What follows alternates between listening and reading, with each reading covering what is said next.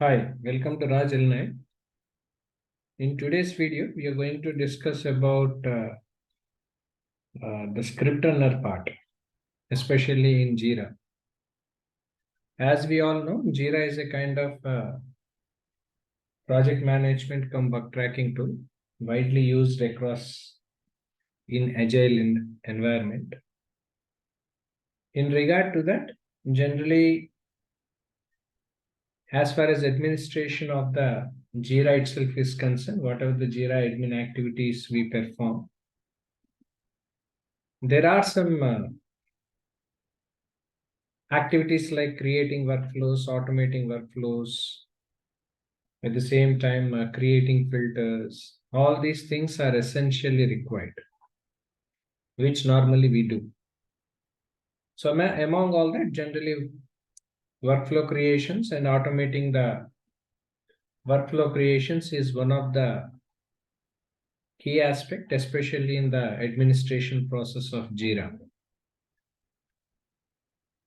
For that, generally there is a scripting, because in the previous video, I have already posted a video regarding the groovy scripting and why, what, all that. Of course, I'll be providing a link over that video in the below description so that you can see that. Right. So groovy scripting is what generally we do. We create scripting and we write groovy scripting and all everything so that automation of workflows relating to the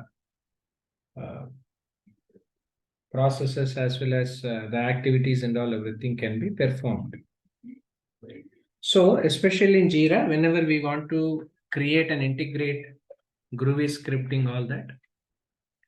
So there is a tool which normally we call it a script runner, right? So because directly on groovy scripting, because people who are into development, either maybe in Java development and all everything, they may be required some scripting for their purposes.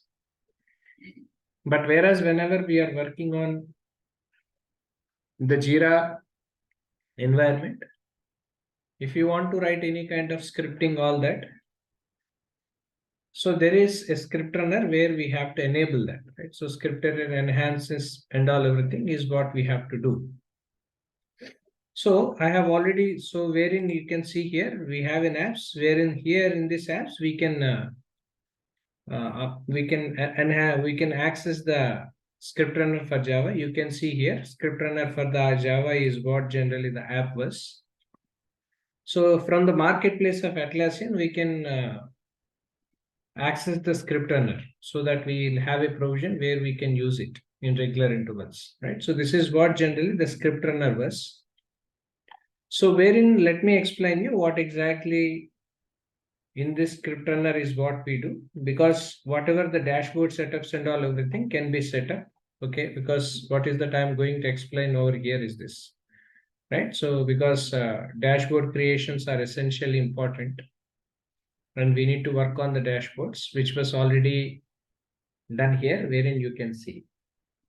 At the same time, the script runner overview and all, this is not something, but script runner console is required. So this is where generally we have to go for script runner console, because if you want to create any kind of groovy scripting or something like, so we need to have a knowledge over the script runner console and all, how to create script runner console, right? So for the script runner and all everything is also needed. Apart from that, workflow overview, because if you want to create any kind of basics of the script runner workflow extensions and all, because to automate the workflow processes and all, we write groovy scripting, all that. So this is where generally this workflows and all everything are being used for. So this is what generally an overall understanding over script runner is all about. So if you want to run any kind of script runner or something like, wherein as I told you, there is a script console. So through the script console and all, whatever the built-in scripts, everything, whatever is required and whatever is needed and all, everything can be done, right? So this is one thing which we can do, right? So this is where generally the script runner will be there, because we have different options in script runner where we can browse different options which are required for scripting to be done. groovy scripting and all that. So this is one thing which can be done here, right? So we can add different categories like administrator, user, or consoles and all everything. So all this information can be added subsequently in this. This is what an option where we can see, which is called browse, right? So browse option is that. So once the browse option was done, the next is called script console, because script console is also one of the key element where we need to understand, because there is in API, I think you might have heard about API, right? So API stands for Application Programming Interface. Using application programming interface, we can access the data from the different applications, all that. So for that, there are different APIs we can write. So one of the API, key element of API, whatever we use is called RESTful APIs and all. Of course, we have SOAP, UDDI, WSDL, etc. So microservice REST APIs, all that. So one of the key API which normally we use called REST, right? So REST is an API which normally we use it. So REST API integrations and all everything is what we have to do. So when you want to do and when you want to run this, wherein we have to select the examples what we have and all, right? You can see here, right? So you can select some example I'm taking so that you will be knowing it. For example, creation of a task is what I have taken. You can see over here, right? This is what generally creation of a task example, where this is how generally the script runner scripting and all everything will be uploaded, right? So updated and all, right? So because you can see over here, as I told you, REST API, right? So REST API is what we have used for the connectivity purposes, all that, right? So this is where generally whenever we want to create a task, this is how generally the scripts, tasks and all everything are being stored with, right? So now if you want to enter any kind of code, all that stuff, wherein we need to run as current user, right? So this is where generally we need to, otherwise we can select script runner add-on user. I'm just selecting run current user, all that, wherein whatever the running process of scripting and all everything is what we can see, right? So this is where generally we can see the logon details, everything, right? So these are the different logon details. Whatever is performs and all everything is what we can see. But result, of course, there is a result of Java language exception, which normally we have written here. We cannot see, right? So because normally this groovy scripting, script runner, all that has been developed on the Java language, right? So because on Java programming language, all these things are rendered, right? So this is where generally java.lang.null property exceptions, right? So null objects, this is how generally the script runner results and all everything can run, right? So this is how this can be run. So this is what generally an overall understanding over the script runner, which is essentially required for any groovy scripting whenever you want to work with. At the same time, if you want to have any kind of built-in scripts and all that, so this is where it is. If you want to create any kind of built-in scripts, or if you want to copy any custom file values to another fields and all everything, that can be done over here.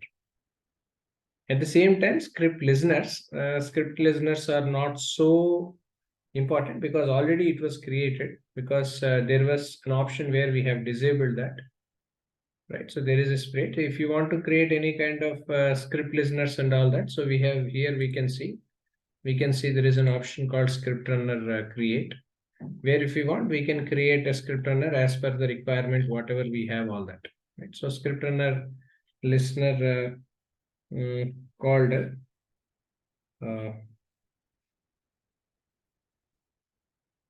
right, for example, right? So I'm just giving you a script runner is required string, right? So that's what I've just mentioned it, right? So I'm just mentioning as whenever the filter is deleted, this is what option I have selected, and I'm selecting this. It's not for all the projects.